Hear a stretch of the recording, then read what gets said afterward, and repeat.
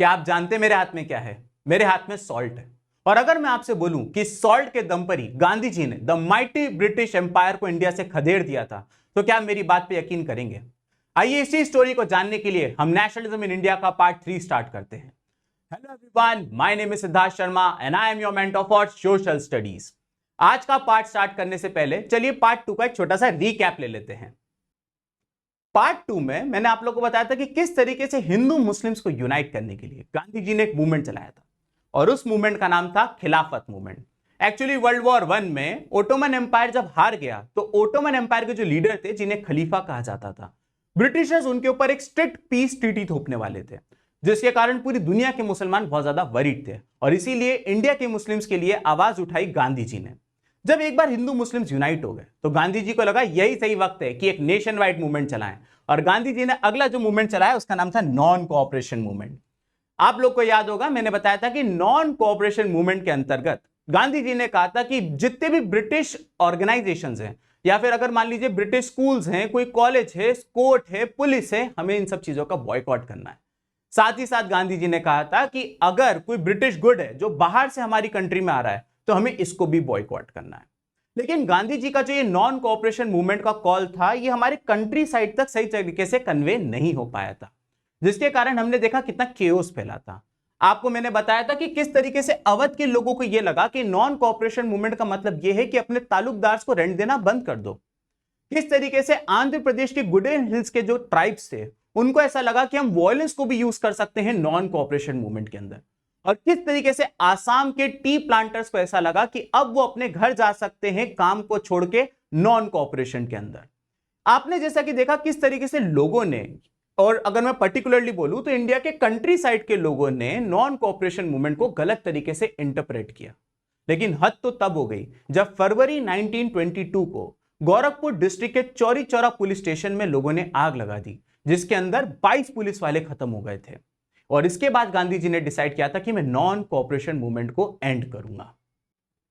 Part 3 की start मैं government of India act of 1919 से करता हूं। Government of India act of 1919 एक तरीके का मिनी कॉन्स्टिट्यूशन था, जिसमें ब्रिटिशर्स ने ऐसे रूल्स लिखे थे जिससे पता चले कि इंडियंस को इंडिया में कैसे रहना है। ये ब्रिटिशर्स हम इंडियंस को बताएंगे कि हमें इंडियंस को इंडिया में कैसे रहना है। आइए कुछ पॉइंट समझते हैं government of India act of 1919 के। सबसे पहला, government of India act of 1919 ने हम इंडियंस को वोट देने का अधिकार मिल गया था, लेकिन सारे इंडियंस को नहीं।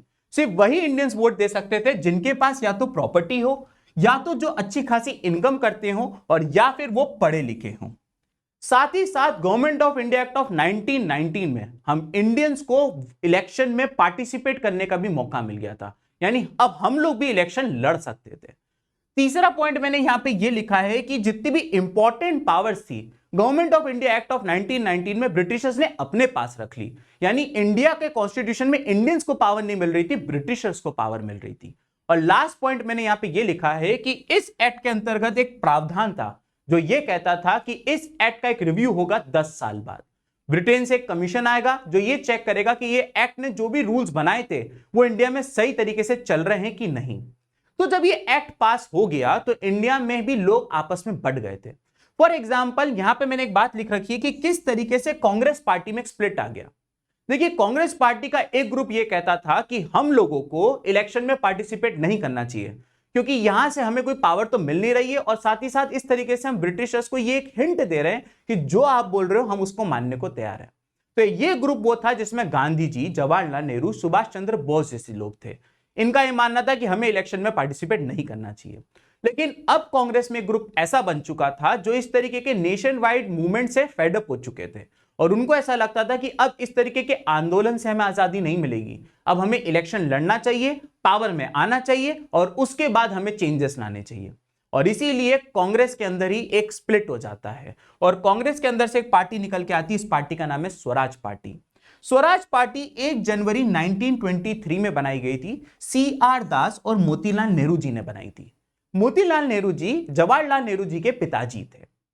पिछले पार्ट में मैंने आप लोग को बताया था कि किस तरीके से दुनिया में वर्ल्ड वाइड इकोनॉमिक डिप्रेशन आया हुआ था, जिसके कारण लोगों की जेब में पैसे ही नहीं थे। अब जब आपकी जेब में पैसे ही नहीं होंगे तो आप सामान कैसे खरीदोगे, और यह चीज हमारे इंडिया के पीजेंट्स को भी फेस करनी पड़ी। जब उन्होंने बहुत सारा एग्रीकल्चर प्रोड्यूस तो कर रखा था, लेकिन उसको खरीदने वाले मार्केट में खरीदार ही नहीं थे, जिसके कारण उनके पास इनकम ही नहीं हो रही थी। लेकिन ब्रिटिशर्स कहां मानने वाले, ब्रिटिशर्स को तो रेवेन्यू की पड़ी थी। वो अभी भी हमारे पीजेंट्स को फोर्स कर रहे थे कि आप लोग रेवेन्यू दीजिए। और यही हमारे पीजेंट्स को एक विंडो दिखी कि अगर हम गांधी जी का सपोर्ट करेंगे तो ब्रिटिशर्स की नाजायज डिमांड से हम बच सकते हैं।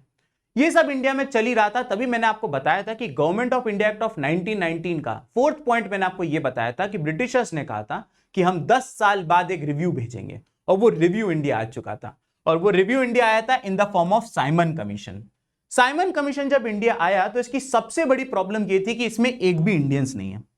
अब आप समझिए कि अगर इसमें एक भी इंडियंस नहीं होगा तो इंडियंस का दर्द और दुख ये लोग कैसे समझेंगे। तो हम इंडियंस ने इनका बहुत अच्छे से स्वागत किया। हमने कहा साइमन गो बैक, और साइमन गो बैक के नारे के साथ इंडियंस ने साइमन कमीशन को रिसीव किया था। कॉम्पिटिटिव एग्जाम में यहां से क्वेश्चन पूछ लिया जाता है कि साइमन गो बैक का जो नारा था वो किसने दिया था। इसका सही जवाब है यूसुफ मेहर अली जी ने साइमन गो बैक का नारा दिया था। तो जब साइमन कमीशन को इस तरीके का बैकलैश देखने को मिला तो उस टाइम के जो वॉइसरॉय थे, जिनका नाम था लॉर्ड इरविन, उन्होंने कहा कोई बात नहीं, हम आप इंडियंस को एक नया स्टेटस देते हैं, और उसका नाम था डोमिनियन स्टेटस। डोमिनियन स्टेटस में ब्रिटिशर्स कहते थे कि हम आपको पावर देंगे, आप अपना कॉन्स्टिट्यूशन खुद बना सकते हो, लेकिन रहोगे आप अभी भी ब्रिटिश एम्पायर के अंडर। उन्होंने ये भी कहा कि अगर आपको government of India act of 1919 पसंद नहीं है तो आइए आप लोग लंदन, हम कुछ राउंड टेबल कॉन्फ्रेंस करेंगे जहां हम ये डिस्कस करेंगे कि इंडिया का फ्यूचर कॉन्स्टिट्यूशन कैसा दिखना चाहिए। लेकिन तब तक हमारे इंडिया की जो लीडरशिप थी वो ब्रिटिशर से फेड अप हो चुकी थी, और उन्होंने कहा कि अब कोई डोमिनियन स्टेटस नहीं लेंगे तो पूरी आजादी लेंगे। और इसीलिए दिसंबर 1929 में कांग्रेस ने एक सेशन रखा था जो कि था लाहौर में। इस लाहौर सेशन में कांग्रेस ने भी बोला कि अब हमें पूर्ण स्वराज चाहिए, हम डोमिनियन स्टेटस से नहीं मानने वाले हैं। इनफैक्ट कांग्रेस ने यह डिसाइड किया कि हर साल 26 जनवरी को अब हम लोग इंडिपेंडेंस डे की तरह सेलिब्रेट करेंगे। अब आप बोलेंगे सर 26 जनवरी तो रिपब्लिक डे होता है, इंडिपेंडेंस डे तो 15 अगस्त होता है। बेसिकली लाहौर सेशन में कांग्रेस ने डिसाइड किया था कि 26 जनवरी को हम इंडिपेंडेंस डे बनाएंगे, लेकिन जब इंडिया आजाद हुआ तो वो हुआ 15 अगस्त 1947 को। फिर इस डेट की सिग्निफिकेंस ना खो जाए तो इसीलिए इस डेट को हम लोग रिपब्लिक डे की तरह बनाते हैं। अब ये सब चल ही रहा था, तभी गांधी जी का जो ये वाला आइडिया था, कांग्रेस का जो ये वाला आइडिया था, इसको इतनी अटेंशन नहीं मिली थी। तो गांधी जी को लगा कि अब मैं क्या करूं कि पूरे इंडिया के लोग इस चीज से कनेक्ट हो पाए। तो गांधी जी ने फिर 31 जनवरी 1930 को लॉर्ड इरविन को एक लेटर लिखा। उस लेटर में गांधी जी ने लॉर्ड इरविन के सामने कुछ डिमांड्स रखी। टोटल 11 डिमांड्स थी। ये जो डिमांड थी छोटे से लेकर बड़े इंडियंस तक सबके लिए वो डिमांड थी, ताकि सारे इंडियंस इन डिमांड से अटैच हो सके। बेसिकली गांधी जी को जो ये डिमांड थी, 11 डिमांड का जो ये लेटर था, ये एक तरीके का अल्टीमेटम था, जिसमें गांधी जी ने साफ ये लिखा था कि अगर 11 मार्च तक हमारी ये डिमांड्स फुलफिल नहीं करी गई तो हम एक नेशन वाइड मूवमेंट चालू कर देंगे। और इस मूवमेंट का नाम गांधी जी ने दिया था सिविल डिसोबीडियंस मूवमेंट। लेकिन गांधी जी के इस लेटर को लॉर्ड इरविन ने हल्के में लिया। वो गांधी जी के साथ नेगोशिएट करने को बिल्कुल भी तैयार नहीं थे। फिर गांधी जी ने सिविल डिसोबीडियंस मूवमेंट को लॉन्च करने की तैयारी करी। गांधी जी अपने 78 फॉलोअर्स के साथ अपने आश्रम साबरमती से एक कोस्टल टाउन था जिसका नाम था डांडी, वहां तक गए थे। अब आप बोलेंगे कि सर गांधी जी ने इतनी लंबी वॉक क्यों करी। देखिए ये बात आपको समझनी पड़ेगी कि उस टाइम पे कोई सोशल मीडिया नहीं था, तो अगर आप कोई नया मूवमेंट चालू करना चाहते हैं तो लोगों तक कैसे पता चलेगा।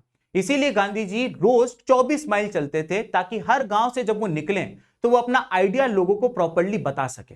आपको याद होगा पिछली बार एक गलती हो गई थी, जब नॉन कोऑपरेशन मूवमेंट का जो आइडिया था वो लोगों तक सही तक पहुंचा नहीं था और लोगों ने उसको अलग अलग तरीके से इंटरप्रेट किया था। तो गांधी जी ने सोचा कि इस बार मैं खुद जा जाके लोगों को बताऊंगा कि सिविल डिसोबीडियंस मूवमेंट में क्या करना है और क्या नहीं करना है।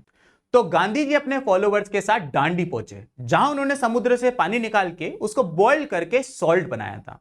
देखिए सिविल डिसोबीडियंस मूवमेंट में हमें यही करना था कि जो भी ब्रिटिश कॉलोनियल रूल्स थे उनको हमें तोड़ना था। ब्रिटिश एक रूल था कि हम इंडियंस नमक तक नहीं बना सकते थे, तो गांधी जी ने सिविल डिसोबीडियंस मूवमेंट की शुरुआत इसी रूल को तोड़कर करी और गांधी जी ने सबसे पहले नमक बनाया। आपको क्या लगता है ब्रिटिशर्स ये सब चीजें चुपचाप देखते रहेंगे? ब्रिटिशर्स चीजें और हैवीली हम इंडियंस के ऊपर आए। इनफैक्ट ब्रिटिशर्स ने क्या करा, एक कांग्रेस लीडर थे जिनका नाम था अब्दुल गफ्फार खान जी, उनको उन्होंने अरेस्ट कर दिया। जब अब्दुल गफ्फार खान जी अरेस्ट हो गए तो लोगों ने उसके लिए प्रोटेस्ट किया और ब्रिटिशर्स ने उनके ऊपर गोली चला दी, जिसमें कई सारे इंडियंस मारे गए। यही नहीं, 1 महीने बाद गांधी जी को भी अरेस्ट कर लिया गया।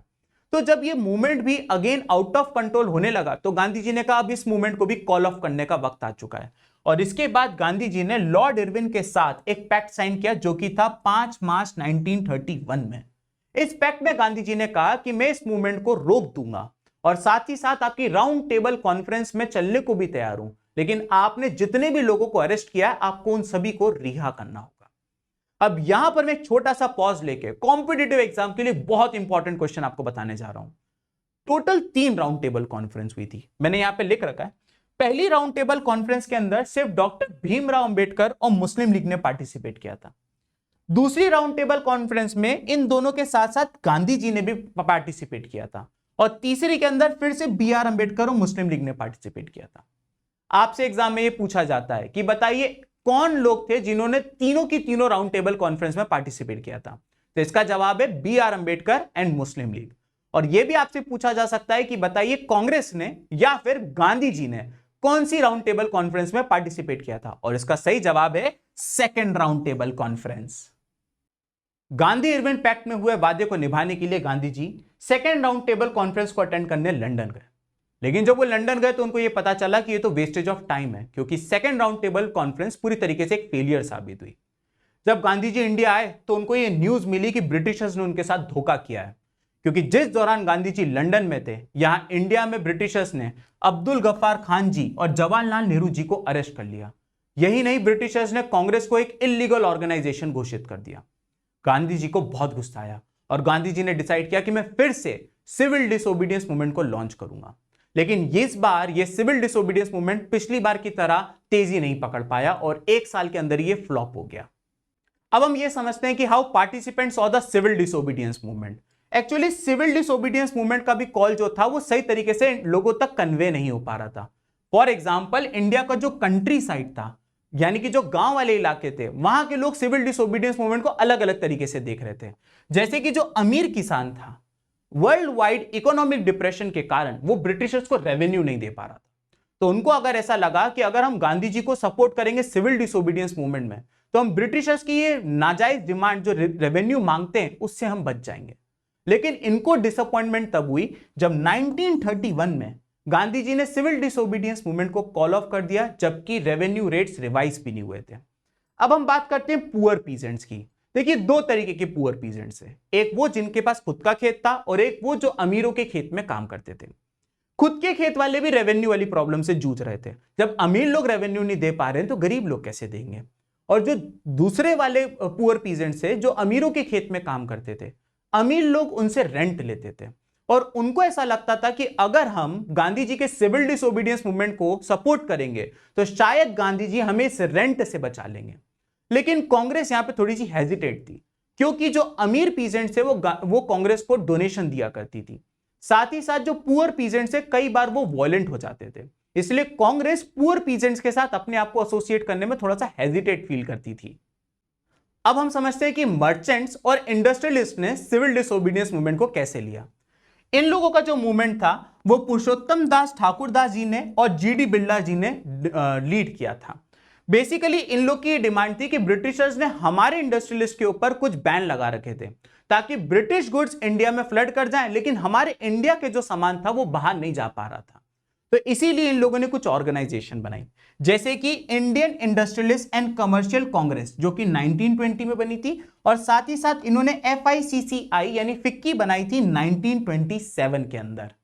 देखिए, बड़े बड़े इंडस्ट्रियलिस्ट लोगों का जब सिविल डिसोबीडियंस मूवमेंट में एंट्री हो गई तो जो वर्कर्स थे वो अपने आप को इस मूवमेंट से कनेक्टेड फील नहीं करते थे, क्योंकि दोनों की डिमांड जस्ट अपोजिट थी। और अब लास्ट हम ये बताते हैं कि वुमेन का सिविल डिसोबीडियंस मूवमेंट में क्या कॉन्ट्रीब्यूशन था।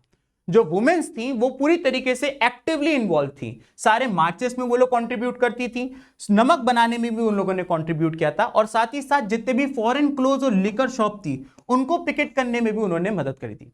पिकेटेड का मतलब होता है जब आप किसी दुकान के गेट पर ही बैठ जाओ और उसको खुलने से रोक ही दो, आप बोलो नहीं खुलने देंगे, नहीं खुलने देंगे। तो वुमेन इस तरीके से भी काम कर रही थी। साथ ही साथ वुमेन अपनी इस सीक्रेट ड्यूटी समझती थी कि ये हमारी ड्यूटी है कि हम हमारे देश की सेवा करें। लेकिन सिविल डिसोबीडियंस मूवमेंट की भी कुछ लिमिटेशंस थी, जैसे कि हम इंडियंस अभी भी यूनाइटेड नहीं थे। हम इंडियंस अभी भी बटे हुए थे अनटचेबल्स और सनातनीज में। उस टाइम पे अनटचेबल्स उनको कहा जाता जो मिनियल जॉब्स करते थे, फॉर एग्जांपल टॉयलेट साफ करना या सड़क की सफाई करना। कांग्रेस उस बहुत टाइम तक इनको इग्नोर करती रही क्योंकि कांग्रेस नहीं चाहती थी कि वो सनातनीज को ऑफेंड करे, और ये बात अनटचेबल्स को उस टाइम पे पता चल गई थी। उन्होंने कहा कांग्रेस तो हमारे लिए कुछ करने नहीं वाली, तो इसीलिए ये लोग सेपरेट इलेक्टोरेट की डिमांड करने लगे। और गांधी जी इस प्रॉब्लम को बहुत अच्छे से समझ गए थे। गांधी जी का मानना था तो ऐसे तो हम लोग 1000 साल तक आजाद नहीं हो सकते हैं, इसीलिए गांधी जी जो अनटचेबल्स थे उनका पूरा सपोर्ट करते थे। इनफैक्ट गांधी जी ने अनटचेबल्स को एक नया नाम दिया था विच इज हरिजन्स। हरिजन का मतलब होता है children of God. In fact Gandhi ji खुद कुछ ऐसे काम करते थे जैसे टॉयलेट साफ करना है, सड़क पे सफाई करना, ताकि लोगों के अंदर से ये परसेप्शन खत्म हो कि जो छोटे काम करते हैं उनको छूना नहीं चाहिए। अब यह सब ये तो चल ही रहा था, तभी डॉक्टर भीमराव अंबेडकर और गांधी जी के बीच में भी कुछ डिस्प्यूट थे। फॉर एग्जाम्पल जो सेकेंड राउंड टेबल कॉन्फ्रेंस जिसमें गांधी जी लंदन गए थे, वहां पे सबसे पहले इन दोनों के बीच में डिस्प्यूट हुआ जब डॉक्टर भीमराव अंबेडकर ने सेपरेट इलेक्टोरेट्स मांगा दलित्स के लिए, और ब्रिटिशर्स ने इसको एक्सेप्ट भी कर लिया। बेसिकली ब्रिटिशर्स एक गेम खेल रहे थे डिवाइड एंड रूल, क्योंकि उनको पता था कि गांधी जी की वैल्यू बहुत बढ़ रही है। तो गांधी जी को काउंटर करने के लिए ब्रिटिशर्स क्या करते थे, अंबेडकर जी को सपोर्ट करते थे। तो जब अंबेडकर जी ने सेपरेट इलेक्टोरेट की डिमांड करी तो ब्रिटिशर्स ने इसको पूरी तरीके से एक्सेप्ट कर दिया। गांधी जी ने कहा ये तो बहुत गलत हो जाएगा, और गांधी जी ने इसके लिए फास्ट अनटू डेथ किया। उन्होंने कहा मैं इसको पूरा नहीं होने दूंगा, भले इसके लिए मैं मर जाऊं। और लास्ट में फिर एक पूना पैक्ट साइन हुआ था गांधी जी और अंबेडकर जी के साथ। ये जो पूना पैक्ट था ये साइन हुआ था मेरे बच्चों सितंबर 1932 में, जिसमें हमने ये कहा कि जो डिप्रेस क्लास है यानी कि जो हरिजन्स है उन लोग को हम लोग रिजर्वेशन देंगे, लेकिन जो उनका इलेक्टोरेट होगा वो जनरल इलेक्टोरेट होगा। इसका मतलब ये कि हाँ, हमारी जो पार्लियामेंट होगी उसमें कुछ सीट जो होंगी वो डिप्रेस क्लास के लिए रिजर्व होंगी। वहां पे जो भी चूज होके जाएगा वो डिप्रेस क्लास का रिप्रेजेंटेटिव ही जाएगा, लेकिन उसको वोट सारे इंडियंस देंगे। साथ ही साथ हम इंडियंस के बीच में दरार तब देखी गई जब हम हिंदू मुस्लिम्स भी आपस में लड़ पड़े, क्योंकि ऐसा माना जाता था उस टाइम पे कि हिंदुओं को सपोर्ट करती है कांग्रेस और मुस्लिम्स को सपोर्ट करती है मुस्लिम लीग। यह लड़ाई तब ज्यादा और इंटेंस हो गई जब दो बड़े नेशनलिस्ट लीडर यानी कि एमआर जयकर एंड मोहम्मद अली जिन्ना जी भी आपस में आमने सामने लड़ पड़े। इन सब चीजों के कारण भी हमारा जो फ्रीडम का कॉज था वो बहुत ज्यादा स्ट्रगल करता था। अब इसके बाद हमारा आखिरी टॉपिक बच गया है, और वो टॉपिक है the sense of collective belonging. देखिए, आजादी तभी पॉसिबल थी जब हम सब एक हो सके। तो यहां पे साफ एक बात लिखी हुई है कि यूनाइटेड स्ट्रगल्स के कारण तो हमारी आजादी हुई है, साथ ही साथ कुछ कल्चरल प्रोसेसेस के कारण भी हमारी आजादी हुई है। कल्चरल प्रोसेस, आइए इसको समझते हैं। सबसे पहले मैं बंकिम चंद्र चट्टोपाध्याय जी के बारे में बताना चाहता हूं। इनके दो कंट्रीब्यूशन है। सबसे पहला, ये पहले इंसान थे जिन्होंने भारत माता की इमेज को क्रिएट किया था, और दूसरी बात, उन्होंने वंदे मातरम लिखा था जो कि उनके नॉवल आनंद मठ में फीचर हुई थी। इसके अलावा और कौन थे जिन्होंने यहां पे कंट्रीब्यूट किया था, वो है रविंद्रनाथ टैगोर जी। आप सभी को पता होगा कि जन गण मन जो कि हमारा नेशनल एंथम है वो रविंद्रनाथ टैगोर जी ने लिखा है। साथ ही साथ नतेशा शास्त्री जी जो थे उन्होंने एक किताब लिखी थी जो 4 वॉल्यूम की थी, और इसका नाम था the folklore of southern India. और लास्ट यहां पे मैं एक पर्सनैलिटी के कंट्रीब्यूशन को बताना चाहता हूं जो कि थे आप अभिनेंद्र नाथ टैगोर। इन्होंने भारत माता की ये वाली इमेज बनाई थी। तो कभी भी सीबीएसई वाले इस तरीके की एक फोटो दे देंगे और वो बोलेंगे कि बताइए इसको पेंट किसने किया था। ये सब चल ही रहा था। यहां पे मैंने एक छोटी सी फोटो और बता रखी है इस बात को समझाने के लिए कि किस तरीके से हमारे नेशनल फ्लैग ने अलग अलग कलर्स लिए। अब एक आखिरी टॉपिक जिससे क्वेश्चन आने के चांसेस तो कम है, लेकिन सीबीएसई हमें हर कभी सरप्राइज भी करती रहती है।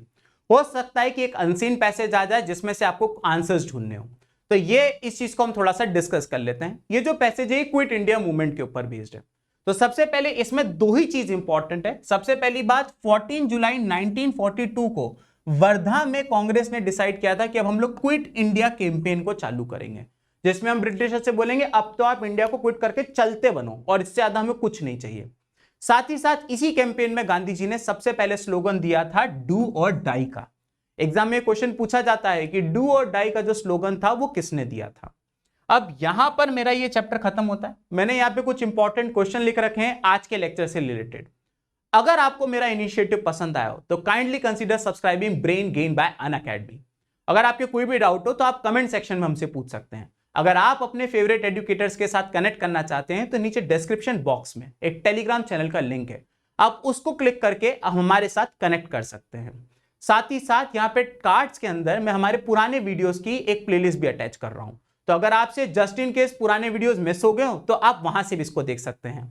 चलिए इसी के साथ ये पहला चैप्टर नेशनलिज्म इन इंडिया खत्म होता है। आप मुझे बताइएगा कि अगला चैप्टर आप कौन सा पढ़ना चाहते हैं। तो till next time, let's crack it.